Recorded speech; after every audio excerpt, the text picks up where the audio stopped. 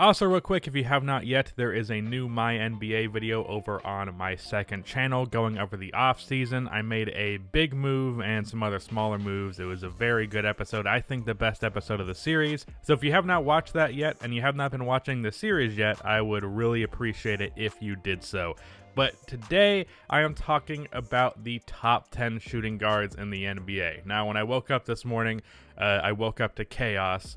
So this video is a little bit later than I wanted it to be because of all the shit that's going on in DC. If you're in DC, stay safe. And if you still support that guy, fuck you. But that's not related to this video. Today, I want to talk about the top 10 shooting guards in the NBA, and I have to get my honorable mentions out of the way real quick. I'm not putting Klay Thompson on this list because he is injured. If I was going to put him on this list, he'd probably be behind or right next to Devin Booker, who I have at number 4, spoiler. So yeah, that's where I would put him if he was healthy.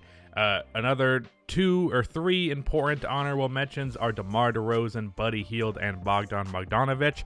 I also put Darius Garland question mark on this one as well. The question mark is because A, don't know if he's going to hold up his play, and B, he's really a point guard to me, but he's not cracking the top 10.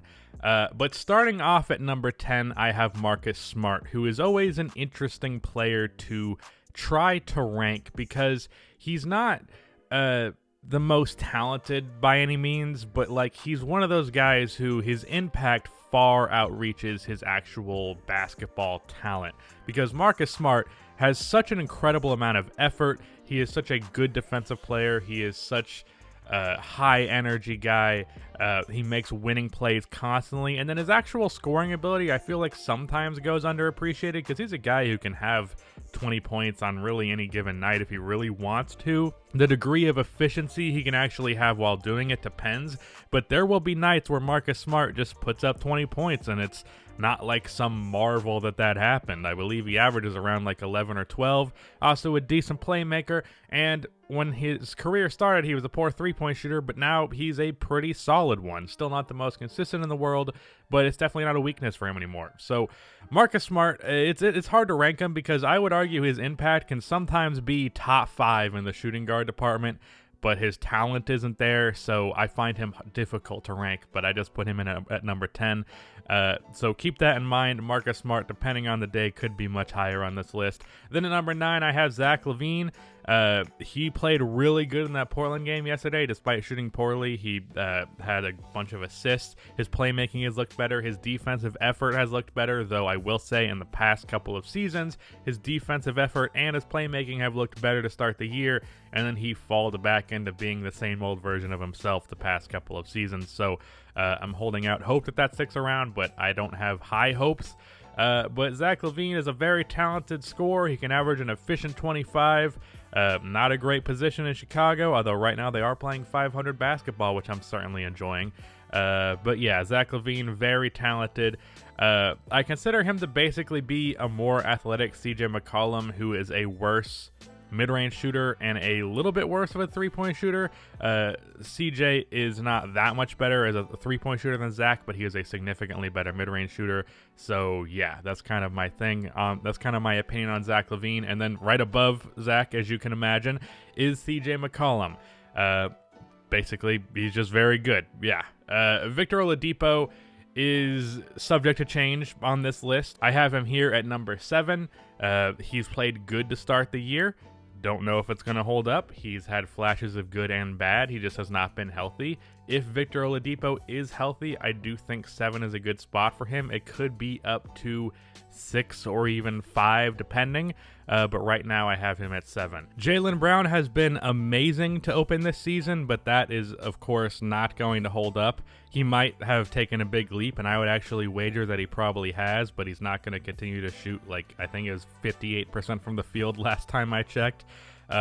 His mid-range shooting has been absurd, so it's not going to hold up to the degree that he has been, but I do think he's taken a leap. If he's taken a bigger leap than I think he has, he might actually be better than the guy I have above him in Donovan Mitchell, but I'm pretty doubtful that he's taken that big of a jump. So Jaylen Brown I have at number 6, and then getting into our top 5, I have Donovan Mitchell right above him. There's a debate between him and Devin Booker, who I have above Donovan, obviously. To me, I think it's literally for their careers has just been a matter of circumstance in terms of who's winning more, because I think the argument tends to be, well, Donovan Mitchell leads his teams to more wins, but he has an amazing defensive core around him. So I think Devin Booker is just simply a more talented offensive player. I understand if you disagree with me on that, but I tend to feel that way. And then I don't know why people think Donovan Mitchell is like some good defender. He's just okay. Meanwhile, Devin Booker has been pretty bad for his career. So if that wants to give you the edge for those two, that's fair enough. I don't think it's that big of a difference regardless, but personally, my gut just says that I think Devin Booker's better. I don't have some concrete, strong reason why I feel that way. That's just how I feel. Also, Devin Booker is playing winning basketball right now on the Suns now that he has a good team around him. So I think my opinion on him, it just being a matter of circumstances, has kind of proven itself lately anyways. So yeah, Devin Booker I have at 4, Donovan Mitchell at 5. Then right after that I have Bradley Beal. He has struggled a little bit this year. I mean, his efficiency has not been very good last I checked, but his numbers have been fine. And Washington has been struggling in general. I think it's going to be fine. He is a relatively efficient. He's a guy who can average a relatively efficient like 30 points per game. I think more within the realm of what he should be is like an efficient 25, and he's also not a bad playmaker. So he's just a very awesome player. His 3-point shooting has kind of taken a dip the past couple of years, and I'm hoping to see that improve with another playmaker on his team this year with Russell Westbrook. But yeah, Bradley Beal is very good. Then number 2, I have Jimmy Butler. Yes, I consider him to be a shooting guard. I know some people consider him to be a small forward, so that's where I have him. And then obviously at number 1, I have James Harden. I see a lot of people making claims that like Jimmy Butler is better than James Harden. It's not the majority, but there are some people that say it.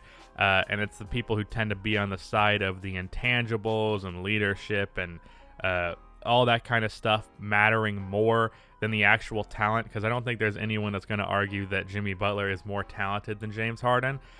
To a degree, I understand that point of view, but to me, I think the chances of winning a championship with James Harden as your best player are higher than that with Jimmy Butler. I understand Jimmy just made a finals appearance, but personally to me, I just think Harden's talent outweighs some of the intangibles that Jimmy Butler has that he himself does not have, if that makes sense. So going down my list, I have James Harden as the best shooting guard in the NBA, Jimmy Butler behind him, Bradley Beal as the pretty much clear third. My top 3 is pretty confidently set. I think Bradley Beal has a decent edge above Devin Booker and Donovan Mitchell. Those two taking a leap, that could be subject to change. But as of right now, I feel that Bradley Beal has a pretty good lead on him. Also, I should have mentioned with Donovan Mitchell, he has been struggling so far this year. It's the beginning of the season. It's not a big deal. So yeah, number 4, Devin Booker, Donovan Mitchell. Number 5, Jaylen Brown coming in at number 6, Victor Oladipo at 7, which is very much subject to change. It really just depends on what Victor Oladipo we are getting. If we're getting first year in Indiana Victor Oladipo, then he is probably number 5, maybe even number 4 on my list, depending on it. I think I probably do think he's better than Devin Booker if he is that version of himself, because he's not as great scorer, but a good one while being a better playmaker and a wildly better defender. But I'm gonna wager that he's more so second year Indiana Oladipo, so that's why I have him there. Number 8, I have CJ McCollum. Don't have much to say about him, just a really good scorer. His all-around game is rather weak, but it doesn't really matter all that much.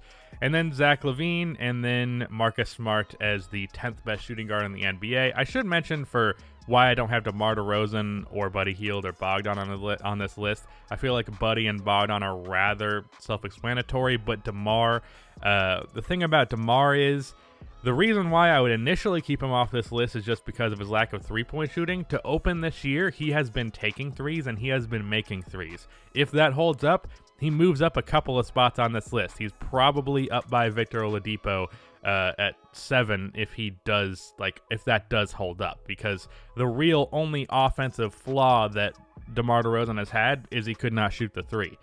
But if he is going to be a decent three-point shooter, then he's definitely in the top 10.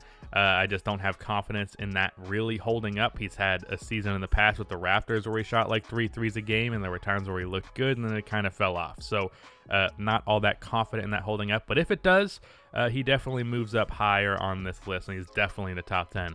Buddy Hield, I just think everyone on this team, or on this top 10, is better than him. It's not really a slight on his ability. I just think everyone else here is better. And Bogdan is also same story. Again, go check out that My NBA video if you have not yet. I really enjoy doing that series, so if you support it, it'd be much appreciated. But that is the end of this video. Please be sure to like and subscribe for more NBA content like this, and cue the outro music.